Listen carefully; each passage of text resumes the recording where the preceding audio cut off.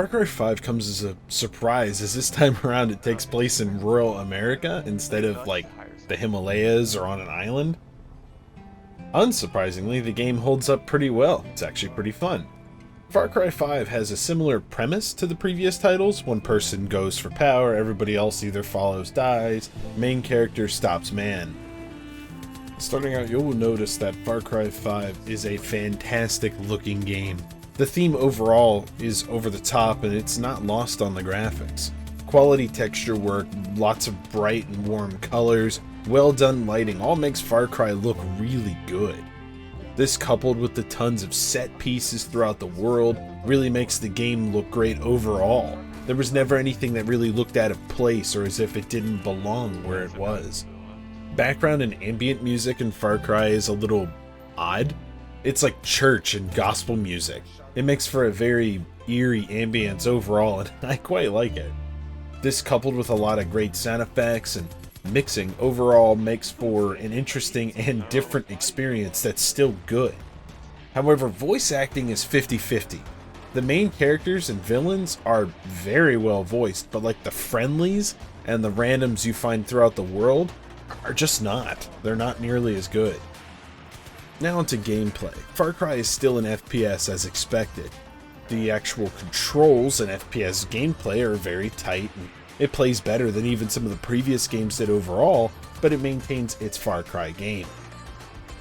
One drawback is you can't carry a whole lot of ammo. Sure, you have a lot of guns to choose from, and you can mod every single one of them with a few selections of scopes, extended magazines, and a suppressor. There's a lot of guns to choose from, but a lot of them will share the same ammo. And this, with the low ammo cap, kind of narrows down your overall loadout, since you don't want to share ammo between weapons and run out. Buyable in-game items like weapons and cars are actually really expensive. I think this was their way of pushing their stupid microtransactions, but it makes zero sense for this to even be in the game at all. You get a lot of money from skinning animals and doing side missions, so if you really wanted to unlock something, you could really grind this out pretty fast. Stealth is pretty similar to the previous titles. Enemies have to see you for a few seconds before they detect you. They can't hear like melee takedowns or like suppressor kills. They also kind of work the progression system with the skill tree. You get perks from completing challenges instead of the old system where you just level up with XP. The skill trees are not bad, but not great either. Some of the perks are pretty much required for a lot of things, but they only cost 1 perk point, so they really should have just given it to you and had less of these pointless ones, and this would have left more space for more meaningful perks with a lot less filler. You can also have companions in Far Cry 5. I'm not sure if you could in 4, I didn't play that one. But in Far Cry 5, they're actually really good. A lot of them will just lay a bunch of people down, and a couple of them are really funny. The story in Far Cry 5 at first comes as a bit of a surprise, but then it's actually kind of believable. They were shooting for over the top with a religious cult in rural America, but honestly that's not really that far-fetched for an idea. The whole entire world doesn't come in when this place cuts itself off is a little off, but the idea of a religious cult taking over an entire county actually seems kind of believable. The ending to the story was a huge plot twist that was really unexpected and was actually kind of tastefully done. Each zone of the map, with the map being split into 3, has a control that you slowly erode away from the cult family. All actions that would hurt the cult actually do this. This is game of the year. This is game of the year. He's so cute. I want to pet the dog too. I can't pet the dog. This game sucks. Probably will when it ends. I fucking better be able to. I'm petting the dog. Game of the year again. Game of the year.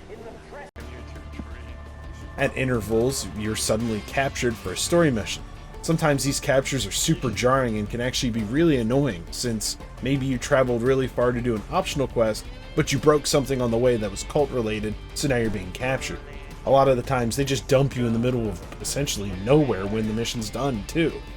This system is great though, because it doesn't force you to do like a linear path of quests, but at the same time the whole you got captured but we didn't kill you is kind of odd. I think it plays into the story a little bit though. Far Cry tries to make you care about these random characters, but they're on the screen for such a short period of time you really don't care. Most of the character development and screen time is for the villains, which all of them are extremely well written and voiced. Surprisingly, their facial animations are almost true to real life, and the voice actors delivered a very convincing experience. Whenever you overthrow a cult-controlled area, there's like a little cutscene that plays, but it's kind of weird. It's just some people walking around to country music and fireworks, and it's kind of dumb after you see it like twice. I still think this entire little cutscene with this yehaw music is really weird. It is.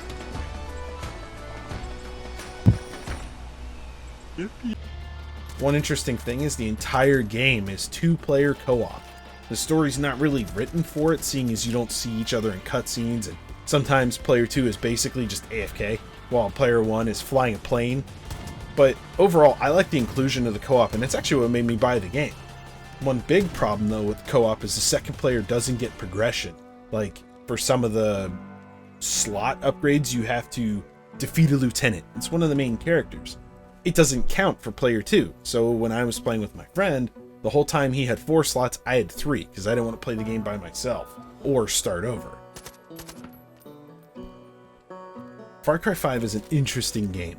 It has memorable villains, a actually kind of believable story with the cult in rural America, minus the part where nobody outside the zip code notices this guy shut down the whole county. I can't say it would be great alone though, seeing as I didn't play it alone, so I didn't experience that. I played the entire game co-op, so I could say if you're gonna play it co-op, I recommend it. It's actually quite a great game, especially as a co-op game. Even more when you consider that I've actually seen it on sale for $10 a couple of times.